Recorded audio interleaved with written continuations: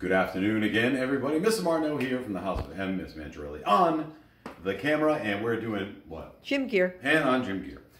Here's my hairy legs and my tattoos. So anyhow, what we're going to do here is this is part 2 on our Oscillations Lab in-home edition. Last time we looked at, last time we looked at the components of the lab, the actual apparatus, but now we're going to look at what we actually did to get the data that we're going to share with you. So the point of this lab is time. We're worried about time, the time it takes a pendulum to go through one full cycle. Now, if you go back to over here, I want you to recognize something, that when we have a pendulum go through its oscillation, make sure that it goes through. For the record, that was a half a cycle, because a cycle is starting from the beginning to its furthest point, back to the beginning. That's one cycle. That piece of apparatus is only going to give me the time to get through half a cycle. It's only going to time how long it takes to go. I'll get it eventually there, right? So what we have to do is take the number that this apparatus gave us, this timer gave us, and we have to multiply it by 2. And you'll see that in the lab, but you need to know where those numbers are coming from and what they mean.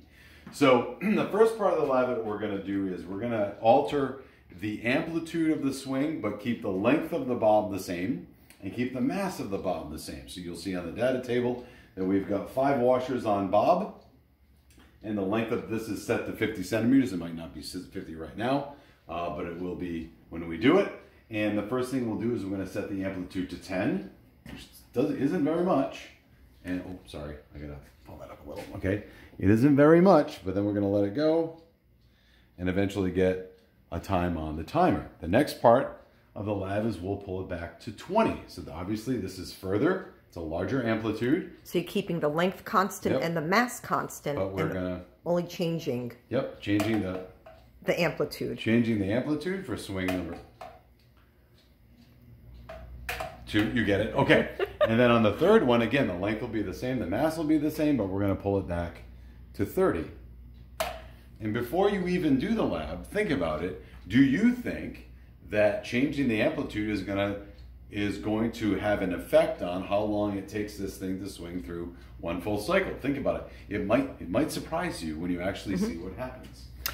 So I just want to say there's 3 variables we can change: the amplitude, the length of the string, and the mass of bob. And we test one at a time. This way, if our results are different, we know what caused the change in results. So that time we just kept the length and the mass the same, but changed amplitude. What are we changing next? Next thing we're going to change is the number of washers. So in the next trial, again, we're not doing it here, but every trial will have the same amplitude, which will be 15 degrees. And it'll be the same length of string, which is again going to be 50 centimeters. But what we have done is we've put more and more washers on bob. So in the first trial, we would be at about 15, and we'd be at this length. We'd have, you don't see it here, but we will. We'd have 5 washers on this, and then we let it go. And then we do it again. Go back to 15 degrees, stay at 50 centimeters, and put 10 washers on it. It's a stack about yay tall. Let it go, get the time. On the third trial, we go again back to 15. Length is the same, and put 15 washers, about stack about yay big. It goes through, and we get those times. And that's what you're going to see on the data table. Again, remembering that the time that we're giving you is only for half a cycle. Eventually what you'll have to do is figure out what to do for a full cycle, which I said a moment ago. Take half a cycle, multiply by 2, now you get the full period. In the last part, so again, we kept the amplitude the same, the length the same, but we varied the mass. Now we're going to do the third part, is we are going to keep the number of washers the same, we're going to keep the amplitude the same, but now we're going to vary the length of the pendulum to see how that has an effect. Again, with any scientific experiment, you want to keep some controls, but then you want to change your variable. In this case, the variable is going to be the length of the string. So we put 5 washers, about yay big. We pull the string back to about 15 degrees. We're going to have a short, so we can actually do. So this will look something like, again, we're not going to move everything around. We will do that for you, but so you know what the numbers look like.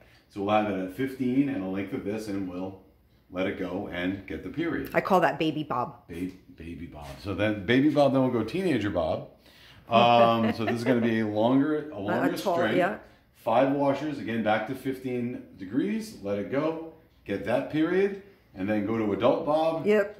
A little bit longer, He got but taller. again, back to 15 degrees, same 5 washers, let it go through, and get the time. So you're gonna see the data that we gathered from this, but again, think ahead of time. What do I think is gonna happen if I change the length, well, the period, again, this whole lab is about time, right? Applications to pendulum clocks. If anybody has a grandfather clock at their house, or probably, well, their grandparents' house. Or a pendulum. Or a pendulum, clock, yeah. You know what I mean? You have, or a cuckoo clock, right? It runs on a pendulum. So penduli keep time. So this lab is all about time. So what's going to have an effect on the time? Is it going to be the mass of this? Is it going to be the length of this? Or is it going to be the amplitude? All of them? None of them? Some combination thereof? That's what we want to find out. And believe it or not, the results of this are a little surprising. So when you get your data, you have to trust it, that the data is correct, and you can make a conclusion. Even if it goes against what you thought it was, you can make a proper conclusion because the numbers tell you the truth. When you say science is under no obligation to... Yeah, science is under no obligation. The universe is under no obligation to make sense to you. It is what it is, so you have to trust the numbers. So facts are facts. Anyhow, so that was it. So hopefully that helped out when you look at, and we're going to discuss it in class too, obviously. That'll help out when you look at the data table and the lab. You can see what we did. I know that we left off some parts, but if we did the whole thing, it'd be a half-an-hour video. So Oh, God, yeah. that's bad news. So on behalf of myself and my wife, Miss Mangiarelli, coming from the House of M, this is Lab 19A, Part 2, final part. Good luck. Please email us if you have any questions. Thanks. Goodbye.